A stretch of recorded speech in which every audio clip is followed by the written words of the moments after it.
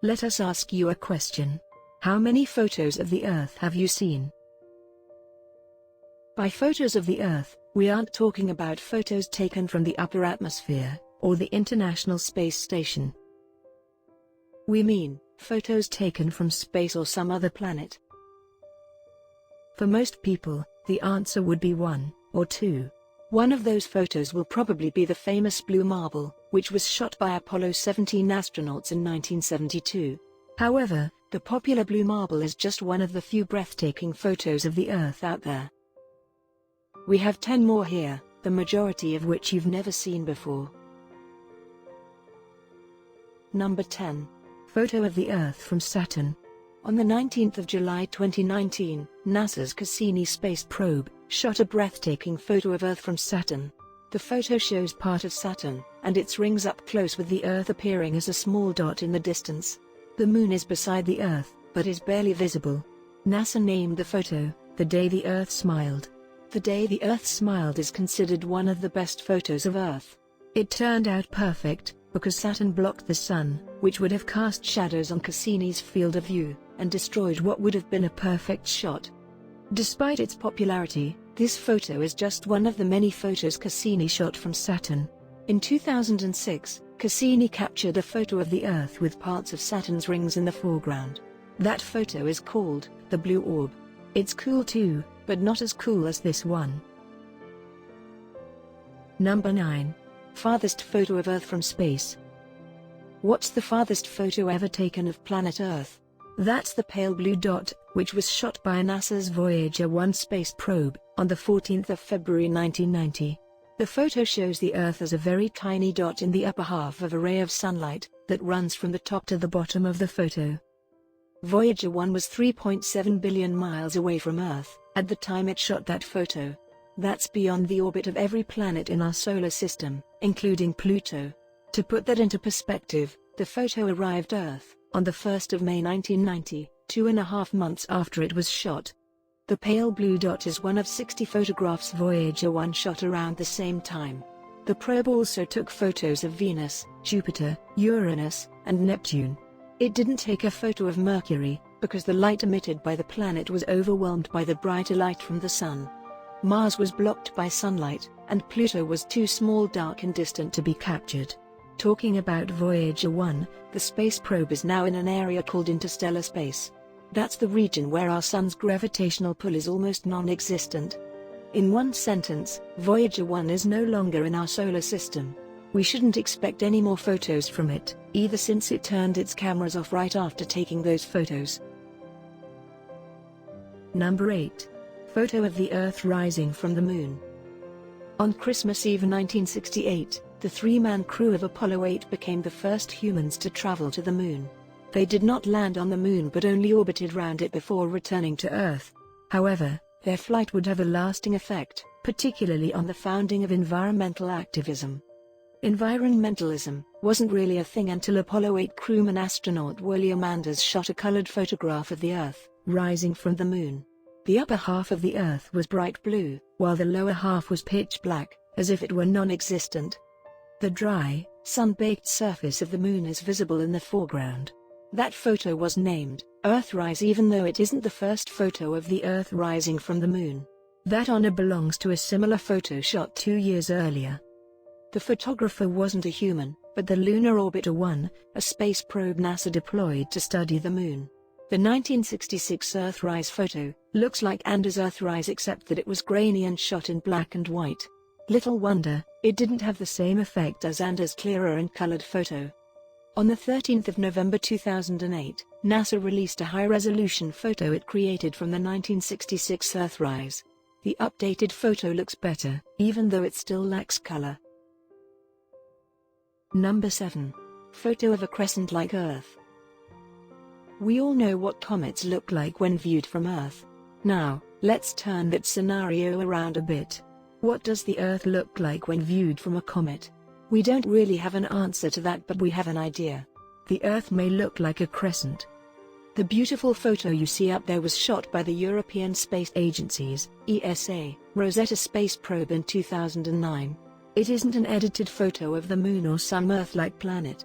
It's the Earth. The entire planet is completely blacked out save for the South Pole, which retains Earth's distinctive blue color. Rosetta was prepping to attempt a landing on Comet 67P/Churyumov-Gerasimenko at the time it took the photo. However, it first needed to make 3 flybys past Earth to generate enough velocity to intercept the comet. It took the photo during its 3rd flyby. Number 6. First photo of the Earth. The first photo of the Earth was shot on the 24th of October 1946, and you wouldn't believe what we used to shoot that photo. It wasn't a space probe satellite or astronauts in a spacecraft. It was a missile. A Nazi missile. That missile was the infamous V2, aka Vengeance Weapon 2. The Nazis developed the missile during World War II, and fired lots of it at their primary rival, the British. However, they still had many unused missiles lying around at the time they were defeated. The U.S. military transported those missiles to the White Sands Missile Range in New Mexico, where some researchers attached a camera to one of them to capture the first photo of space. The photo was shot in black and white, and shows a part of the Earth with some streaks of white clouds, against the dark space. Number 5. First photo of the Earth and Moon. On the 22nd of December 1966, the NASA Applications Technology Satellite 1, aka ATS-1, did what no human satellite or space probe had ever done. It took a photograph of the Earth and Moon together. In that photo, we can see part of the Earth in the foreground, with the full moon in the background. Many people including space enthusiasts have never seen this photo, and some even credit the Voyager 1 orbiter with taking the first photo of the Earth and Moon together. Voyager 1 took the first full photo of the Earth and Moon, and not the first photo of the Earth and Moon. Number 4. Photo of planet Earth and Venus from Mars. It's not every time we get to see a photo of Earth from Mars. Thanks to the doggedness of the Mars Curiosity rover, which is still kicking 6 years past its planned 2-year lifespan, we know what the Earth looks like from the surface of Mars. In mid-2020, Curiosity pointed its camera at the Martian sky, and shot 2 photos, one of Earth and the other of Venus. Its operators here on Earth merged both photos together, to create a single photo of planets Earth and Venus. That photo isn't detailed, since both planets appear as overtly bright dots against the night sky. Talking about brightness, can you guess why Earth and Venus were very bright, even though the stars are almost invincible? It's because Mars' atmosphere was very dusty at the time the photo was shot. The dust particles in the air reflected the light from the sun, causing the sky to become overtly bright. The result is that only the nearest and brightest things appear bright.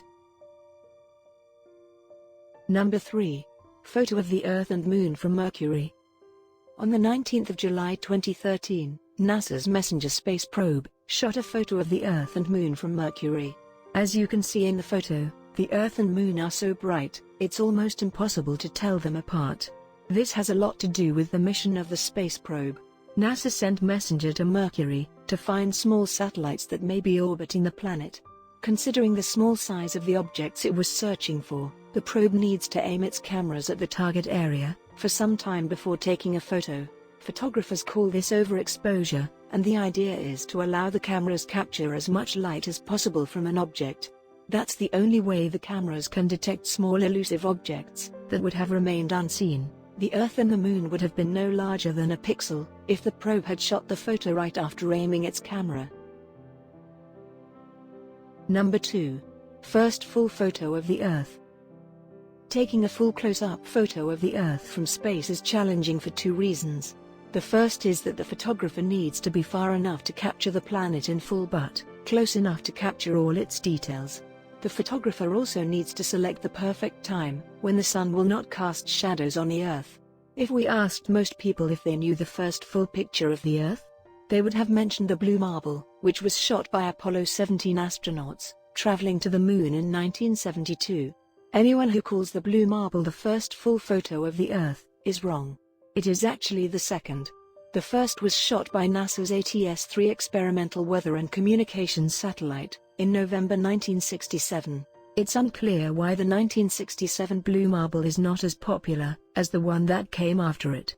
It's probably because its colors are a bit duller. Number 1. The last full photo of the Earth. The 1967 and 1972 blue marbles we mentioned in the previous entry are just two of the many blue marbles out there. The latest blue marble was shot in 2015, and it's called the 2015 blue marble. The 2015 blue marble should have been shot earlier, but was delayed because Republicans and Democrats couldn't find a middle ground. Trouble began in 1998, when Vice President Al Gore revealed NASA was planning to launch a satellite to take a full photo of the Earth. Republicans opposed the program, and nicknamed the satellite GoreSat, a pun on Al Gore's name. Both parties remained in disagreement, until George W. Bush became president in 2000. Bush's administration asked NASA to remove the cameras on the satellite, but NASA explained that the satellite and cameras would perform other tasks apart from taking photos. NASA also clarified that the reduced weight would affect the stability of the satellite in space. However, the Bush administration insisted and told NASA to replace the cameras with sandbags. NASA mothballed the project instead since it was clear that the Bush administration was unwilling to fund it. Development only resumed when Barack Obama became president in 2008. The satellite was launched a few years later, and it took the photo in 2015.